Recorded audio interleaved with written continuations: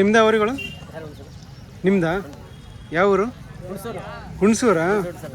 ಹುಣಸೂರಲ್ಲಿ ಎಲ್ಲಿ? ಹಾಂ ಹಾಂ ಹಾಂ. ಇದು ಜೋಡಿ ಹೋರಿಗಳ ಇಲ್ಲ ಹಳ್ಳಿಕಾರ ಜಾತಿಗಳು? ಹಳ್ಳಿಕಾರ ಜಾತಿ. ಇನ್ನು ಕರ ಇದು ಇನ್ನ ಕರ ನಾಲ್ಕಲ್ಲಾಗಿದೆ. ಏನು ಹೇಳ್ತಿದ್ರ ವ್ಯಾಪಾರ? ಹಾಂ.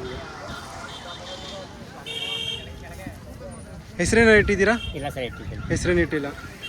ಕೊಡೋದು ಮಾಡೋದಂದ್ರೆ ಹೆಸರಿಗೆ ಹೆಸರು ಹಾಕಿಲ್ಲ. ಹಾಂ ಹಾಂ. ಮಡಿ ಕೊಟ್ಟಿರ್ಬೇಕು ಯಾವಾಗಲೂ ಅನ್ನೋದಕ್ಕೆ. ಹೌದು. ಮಡಿ ಕಂಡ್ಬಿಟ್ರೆ ಅದು ಜೀವ ಅಂತ ಅಲ್ಲಿ ಇರ್ಬೇಕದು. ಓಕೆ.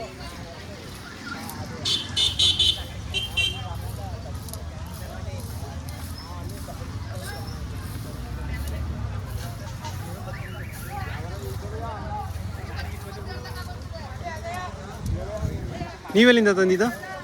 ಚುಂಚನಕಟ್ಟೆ ತಗೊಂಡಿದ್ದ. ಚುಂಚನಕಟ್ಟೆ ತಂದಿದ್ದೀರಾ? ಹೋದ ವರ್ಷ ಮೈತಿಲಿಗೆ. ಹಾಂ. ಹುಣಸೆ ತಗೊಂಡು ಬಲಿ ಬೀದಿ ಹೋರಿ ಹೆಸರು ತಂದೆ ಹೆಸರು. ಹೋರಿ ಹೆಸರು ನಮ್ಮ ಹೆಸರು ಹೋರಿ ತಮೇಣ ಅಂತ. ಹೋರಿ ತಮೇಣ ಅಂತ ನಿಮ್ಮ ಹೆಸರು? ಹೋರಿ ತಮೇಣ. ನೀವು ಯಾವಾಗಲೂ ಹೋರಿ ಕಟ್ತೀರಾ? ಕಟ್ತಾ ಇರ್ತೀನಿ, ತಲೆಕಾದ್ರೆ ಕಟ್ತೀನಿ.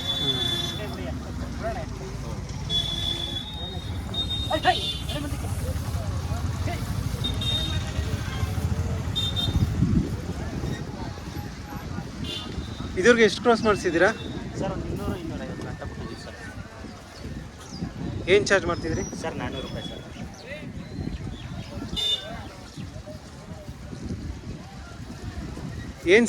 ಏನು ನೋಡಿ ಇದನ್ನು ತಗೊಬಂದ್ರಿ ನೀವು? ಸರ್ ನಮಗೆ ಖುಷಿ ಮೇಜರ್ ಬಂದು ಡ್ರಾಪು ಸರ್. 2 ಡ್ರಾಪ್. ಸ್ವಲ್ಪ ಜಾಸ್ತಿ ಜೋರಾಗಿ ಮಾತಾಡಿ. 2 ಡ್ರಾಪ್ ಇರಬೇಕು.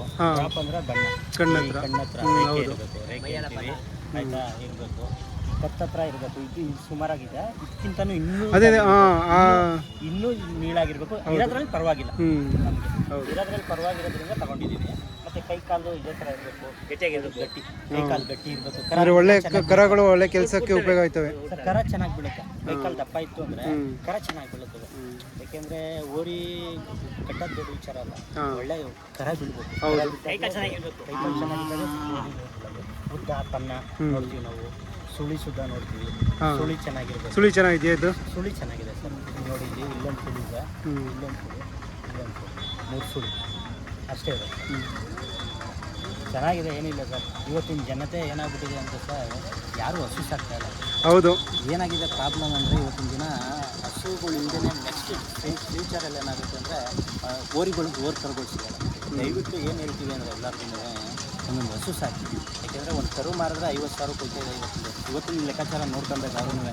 ಒಂದು ಇಲಾಖೆ ಹಸ ಸಾಕಿದ್ರು 50,000 ತಿಂಗಳು ವರ್ಷಕ್ಕೆ ಸಂಪಾದನೆ ಮಾಡೋಕ್ಕಾಗಲ್ಲ ಅವರು. ಹೌದು. ಖರ್ಚು ಕಡಿಮೆ, ಖರ್ಚು ಜಾಸ್ತಿ. ಅದು ದಿನಕ್ಕೆ 300-400 ರೂಪಾಯಿ ಖರ್ಚು ಮಾಡಬೇಕು.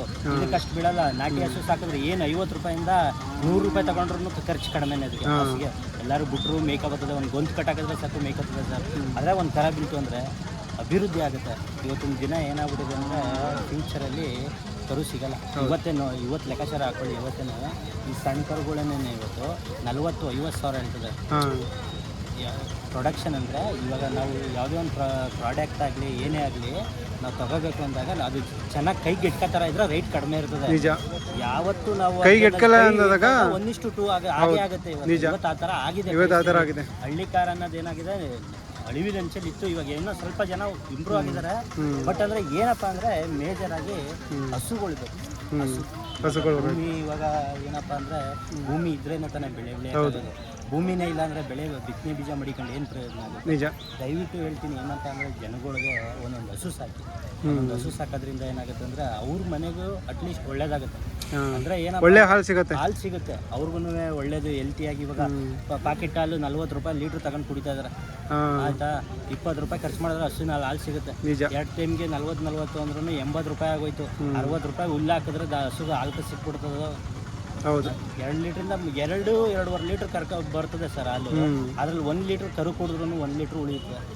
ತಿಳ್ಕೊಬೇಕದು. ಯಾವಾಗ ಇನ್ನೂ ತಿಳ್ಕೊತಾ ಇದ್ದಾರೆ ಸ್ವಲ್ಪ. ಈಗಿನ ಯೂತ್ ಸ್ವಲ್ಪ ಎದ್ದಿದ್ದಾರೆ. ಬಟ್ ಆದ್ರೂ ಸ್ವಲ್ಪ ಹಸು ಕಮ್ಮಿ ಆಗಿದೆ. ನಿಜ ಮಾತ್ರ ಸುಳ್ಳಲ್ಲ ಸರ್, ನಿಜವಾಗ್ಲೂ. ಇವತ್ತು ಒಂದು ಕರು ಹುಟ್ಟಿದೆ ಅಂದರೆ, ಓರ್ಗರು ಹುಟ್ಟಿದೆ ಅಂದರೆ ಸಾವಿರಾರು ಜನ ಹೋಗಿ ನೋಡ್ತಾವ್ರೆ. ಅದಕ್ಕೆ ಡಿಮ್ಯಾಂಡ್ ಜಾಸ್ತಿ ಆಗ್ತಿದೆ. ಡಿಮ್ಯಾಂಡ್ ಕ್ರಿಯೇಟ್ ಆಗಿದೆ ಇವತ್ತು ಮಾರ್ಕೆಟಲ್ಲಿ. ಅದರಿಂದ ಏನು ಹೇಳ್ತೀನಪ್ಪ ಅಂದರೆ ಪ್ರತಿಯೊಬ್ಬರಿಗೂ ಈ ದಯವಿಟ್ಟು ಒಂದೊಂದು ಹಸು ಸಾಕಿ. ಇವಾಗ ನಮ್ಗೆ ಹೇಳ್ಬೋದು ಅವರು, ನೀವು ಓರಿ ಕಟ್ಬಿಟ್ಟಿದ್ಯಪ್ಪ, ನಿನ್ನ ಹತ್ರ ಹಸು ಇದೆ ಅಂತ. ನಮ್ಮ ಹತ್ರನೂ ಇದೆ. ನಾವು 8 ಹಸು ಮಾಡಿದ್ದೀವಿ. 8 ಹಸು ಮಡಗಿದ್ದೀರಾ? ಹಸು ನಾಟಿ ಹಸು ಮಾಡಿದ್ದೀವಿ ನಮ್ಮ ಹತ್ರ. ಇರ್ತದೇ ಇವಾಗ 4 ಕರು ಬಿದ್ದಿದೆ, 1 ಹೆಣ್ಣು ಕರು, 3 ಓರ್ ಕರು ಬಿದ್ದಿದೆ. ನೆಕ್ಸ್ಟ್ ಇಯರ್ ಬರ್ತದೆ. ಹೌದಾ? ಬರ್ತದೆ, ಏನಿಲ್ಲ. ಅಂದರೆ ಸಾಕ್ಬೇಕು ಸರ್, ಸಾಕ್ಬೇಕು ಅಂದರೆ ಖಂಡಿತ ಹೇಳ್ತೀನಲ್ಲ, ಫ್ಯೂಚರಲ್ಲಿ ತುಂಬ ರೈಟ್ ಕೊಟ್ಟಿದ್ದು ಜನ ಇವತ್ತೇ ತಗೊಳಕ್ಕಾಯ್ತಲ್ಲ ನಿಜ. ಹೌದು. ನೆಕ್ಸ್ಟ್ ಫ್ಯೂಚರಲ್ಲಿ ಅದು ಹಳ್ಳಿ ಕಾರನ್ನ ತಗೊಳಕ್ಕೆ ಆಗೋದಿಲ್ಲ. ಆ ಥರ ಆಗ್ಬಿಡ್ತದೆ. ಸರಿ ಅಣ್ಣ, ಥ್ಯಾಂಕ್ ಯು ತುಂಬ. Thank you.